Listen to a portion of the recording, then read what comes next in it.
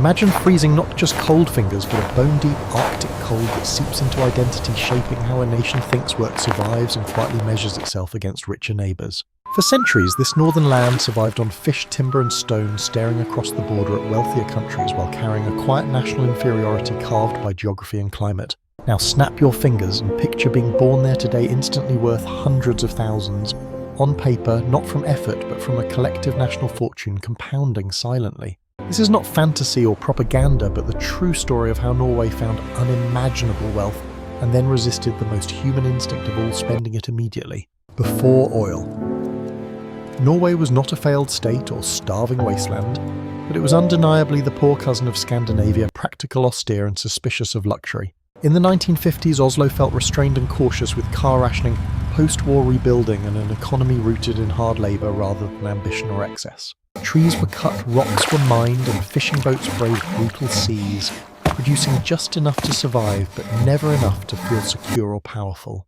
Ironically, the very experts trusted to guide the nation made one of history's most spectacular misjudgments about what lay beneath Norwegian waters. Official geological reports confidently dismissed the possibility of oil or gas offshore, a statement that would age about as well as rejecting the Beatles for lacking guitars. To Norway, the North Sea was not opportunity, but danger, a violent graveyard that swallowed ships rather than a vault filled with black gold. Meanwhile, geology ignored borders, quietly extending the same formations that fueled discoveries in the Netherlands toward Norway's storm-battered coast. International oil companies noticed immediately, circling like predators around a country, unaware it was sitting atop one of history's greatest treasure chests. American firms arrived with polite smiles and insulting offers, assuming a poor fishing nation could be convinced to sell its future for pocket change. Their proposal was simple: exclusive rights, minimal fees, and total control, a deal designed for exploitation rather than partnership. What they misunderstood was that poverty does not equal stupidity, and Norway possessed a legal instinct sharper than any drilling rig. A quiet bureaucrat realised international law around seabed ownership was vague, and in that uncertainty opportunity existed. With little fanfare, Norway declared sovereignty over its continental shelf, drawing invisible lines that would later define unimational wealth. The world shrugged, assuming those frozen waters held nothing worth fighting over, unknowingly handing Norway a loaded weapon. For years, drilling produced nothing but disappointment, reinforcing expert arrogance and convincing companies the gamble had failed. By the late 1960s, exhaustion and sunk costs pushed oil giants toward retreat, convinced the Norwegian oil dream was dead. By the end of 1969, oil executives were ready to quit Norway, entirely convinced they had burned millions drilling empty holes beneath one of the most hostile seas on Earth. Contracts, however, have teeth, and one clause forced a final choice pay. A massive penalty or drill one last pointless well. Out of spite and accounting logic, they chose the drill, sending a weary crew into the North Sea during the darkest, coldest weeks of winter. December storms battered the rig relentlessly, with towering waves, freezing sleet and endless darkness crushing morale as Christmas approached. Nobody on that platform believed in success anymore, and most simply wanted to finish the job and go home alive. As drilling continued, pressure readings began behaving strangely, subtle signals ignored at first by exhausted engineers. Then the data turned impossible to dismiss gauges, spiking mud samples changing and silence falling across the control room. On the 23rd of December, the drill punched through into something enormous, a reservoir beyond even optimistic projections. This was not a modest discovery or technical success, but one of the largest offshore oil fields ever found on the planet. The oil flowed freely, rich and abundant, transforming despair into disbelief in a single moment. When headquarters received the message, executives initially assumed it was a cruel joke timed for Christmas. It was not a joke, and within hours the implications began sinking in across boardrooms and ministries alike. Norway woke up on Christmas morning unknowingly sitting atop a fortune capable of reshaping its entire future. What felt like a miracle was also a threat, because sudden wealth destroys nations as often as it saves them. History offered grim examples where oil turned democracies into kleptocracies and growth into decay.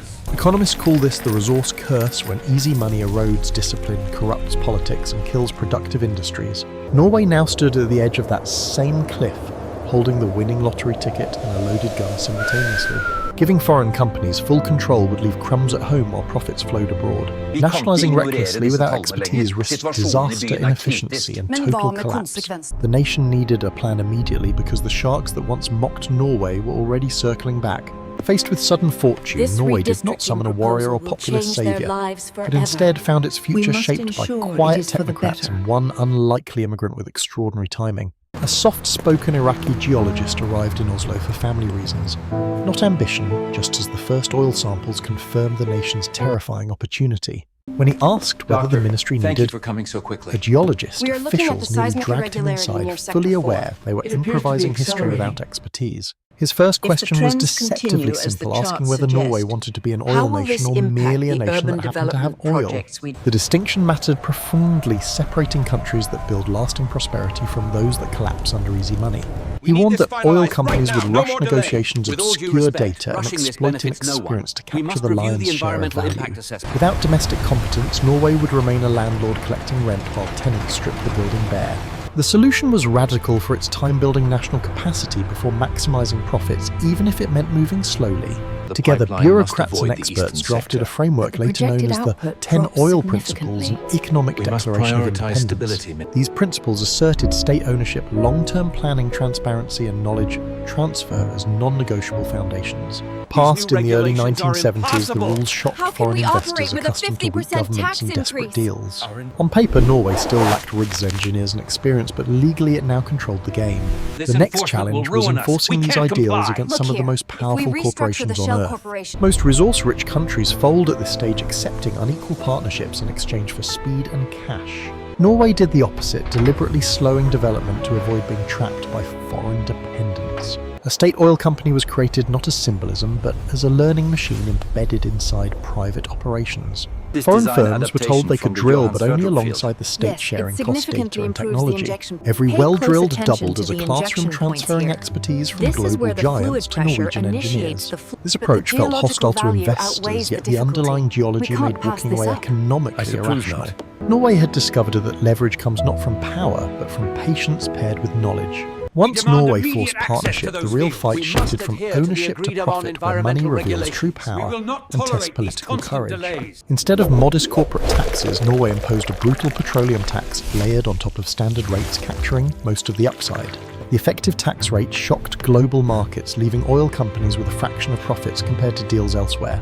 Executives screamed robbery and threatened withdrawal, confident no small nation would dare enforce such terms. Norway calmly called their bluff, knowing the oil was too large, too clean, and too stable to abandon. Even heavily taxed, the margins remained irresistible, forcing companies to accept humiliation in exchange for access. This was not ideological socialism, but cold arithmetic backed by geological certainty. During the 70s and 80s, the North Sea became a frontier of risk money and relentless industrial expansion.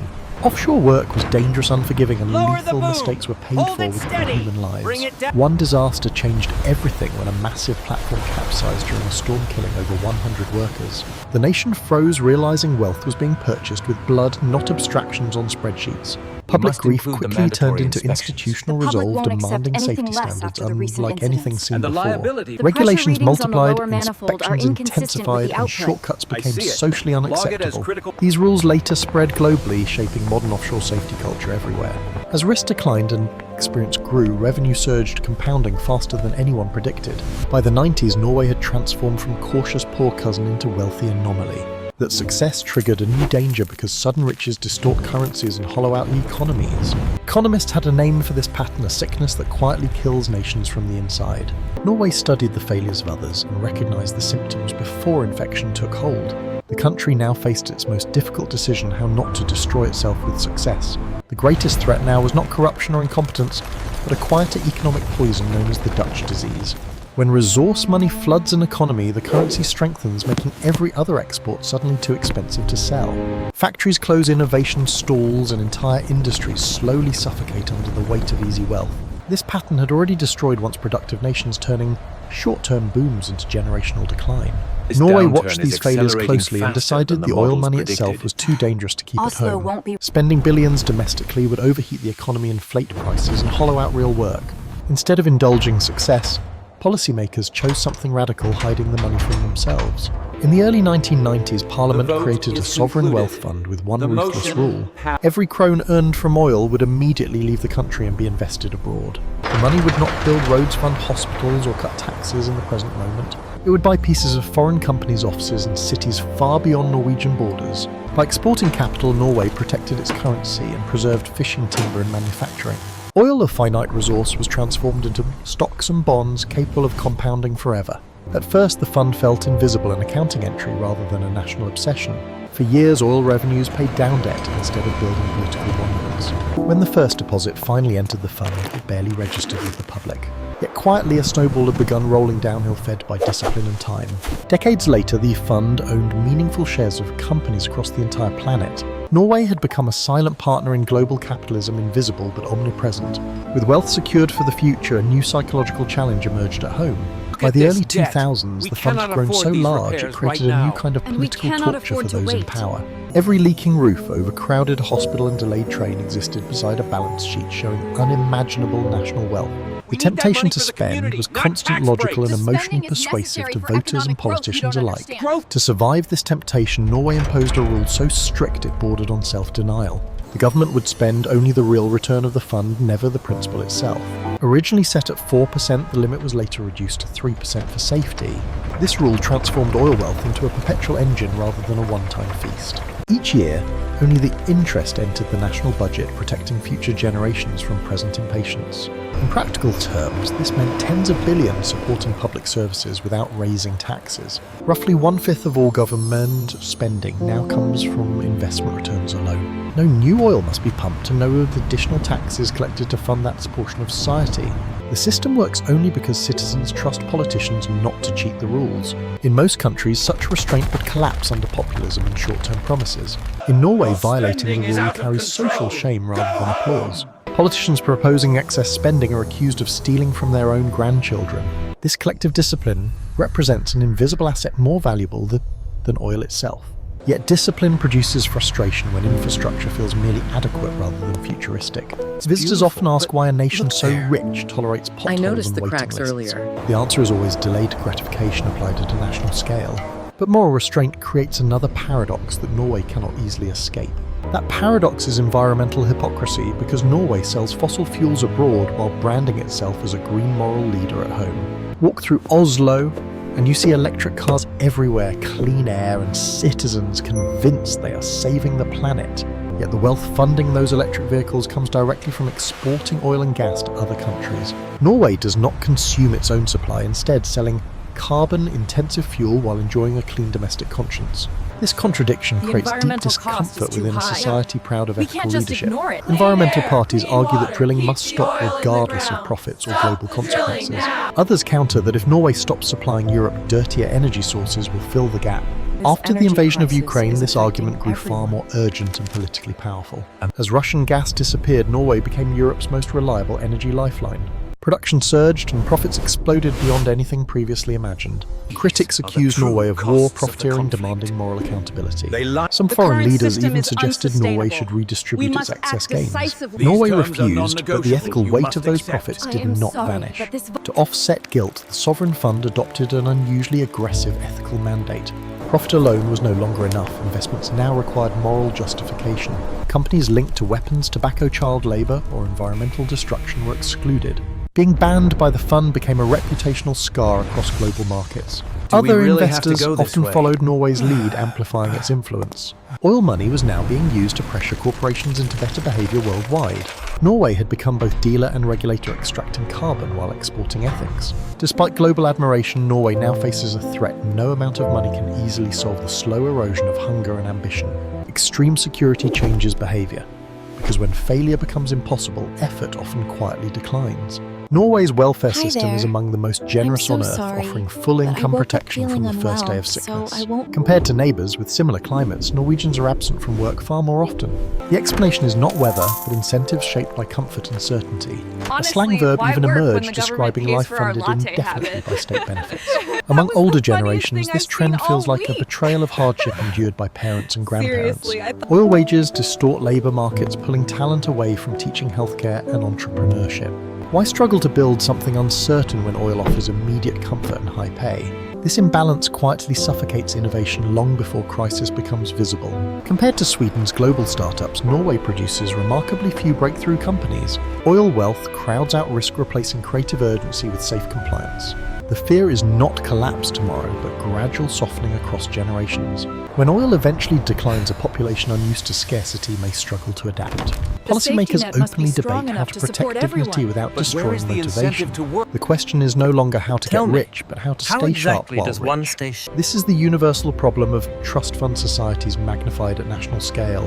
Norway understands this danger better than most because it remembers poverty clearly. Reforms now focuses on balance, not expansion, fine-tuning incentives rather than generosity. The future depends on whether discipline can survive comfort indefinitely. When economists step back, Norway's story stops being about oil and starts being about psychology and institutional character. Plenty of nations found resources, but most behaved like lottery winners, spending fast and assuming luck would never end. Norway behaved like a paranoid accountant, suspicious of easy money and obsessed with rules. Sovereignty came first, refusing to surrender control even when tempted by speed and foreign expertise. Discipline followed, saving wealth for citizens not yet born instead of voters standing nearby. Trust completed the triangle, allowing experts to manage fortunes without constant political interference. Remove any one of these pillars and the system collapses into familiar chaos.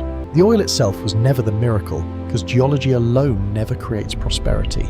The miracle was restraint enforced consistently across decades of temptation. Norway chose boredom over excitement spreadsheets, over speeches, and patience over applause. These choices rarely win elections elsewhere, yet they quietly compound power. Walk through global financial markets and Norway owns pieces of almost everything you see. Sidewalks, office towers, factories and software companies quietly pay dividends to a small northern nation. This omnipresence is invisible, which makes it politically sustainable. Citizens do not feel rich day to day, reducing pressure to splurge. Instead, wealth appears as stability, safety and absence of panic during crises. That stability became obvious during global recessions when others scrambled and Norway waited. Oil price crashes hurt less when income comes from diversified investments. Volatility was transformed into predictability through institutional design. The system works because it assumes human weakness and plans around it. This design philosophy assumes politicians are human, voters are emotional, and temptation always arrives disguised as compassion. Instead of trusting individual virtue, Norway built systems that make bad behaviour socially and politically expensive. Rules replaced heroism, and procedures replaced promises, quietly removing drama from economic decision-making. This boredom is precisely why the system survives election cycles and ideological swings. Contrast this with regions that shared similar oil luck but lacked institutional restraint. Some created funds but raided them whenever budgets tightened or elections approached. Over time, those funds shrank, proving that creation without discipline guarantees failure. Norway's success, therefore, cannot be copied by legislation alone. It requires cultural acceptance of limits, patience, and delayed reward. This is why many attempts to replicate the model quietly collapse. Without trust, rules become suggestions, and funds become political piggy banks. Norway avoided this fate by embedding restraint into national identity. Children grow up learning that the oil money is not theirs to spend. It belongs equally to ancestors who endured hardship and descendants yet unborn. This framing transforms wealth from entitlement into responsibility. Even critics of the system rarely argue to dismantle it entirely. Debate focuses on margins, not foundations, and extraordinary achievement in politics. The result is not perfection, but remarkable durability. Norway remains wealthy without appearing decadent or unstable. Its true export is not oil, but a lesson in institutional self-control. In the end, Norway's story is not a blueprint for riches, but a warning about what wealth demands in return. Oil was merely the catalyst, accelerating choices that already existed within national culture and institutions. Many nations would have collapsed under that pressure, mistaking abundance for permission. Norway treated abundance as a responsibility heavier than poverty. The country understood that money amplifies character rather than replacing it. Where institutions are weak, wealth accelerates decay instead of progress. Where trust is strong, wealth becomes a stabilizer rather than a weapon. Norway's greatest resource was never buried beneath the sea, but embedded in social expectations. Citizens accepted limits because they believed those limits protected everyone equally. That belief allowed patience to survive. Election cycles, crises, and generational change. As oil slowly declines, this invisible capital will matter far more than barrels remaining underground. The future test is not whether Norway stays rich, but whether it stays disciplined. If restraint erodes, the fortune will follow regardless of account balances. If restraint endures, the fund will outlive oil markets and political trends. Norway may never build the flashiest cities or dominate headlines with spectacle. Instead, it will continue practicing something far rarer in modern politics, saying no. That quiet refusal is the source of its power and the reason it remains stable. The true miracle was not striking oil, but resisting everything oil makes easy. Wealth did not save Norway, discipline did, and that lesson matters far beyond the frozen edges of the North Sea.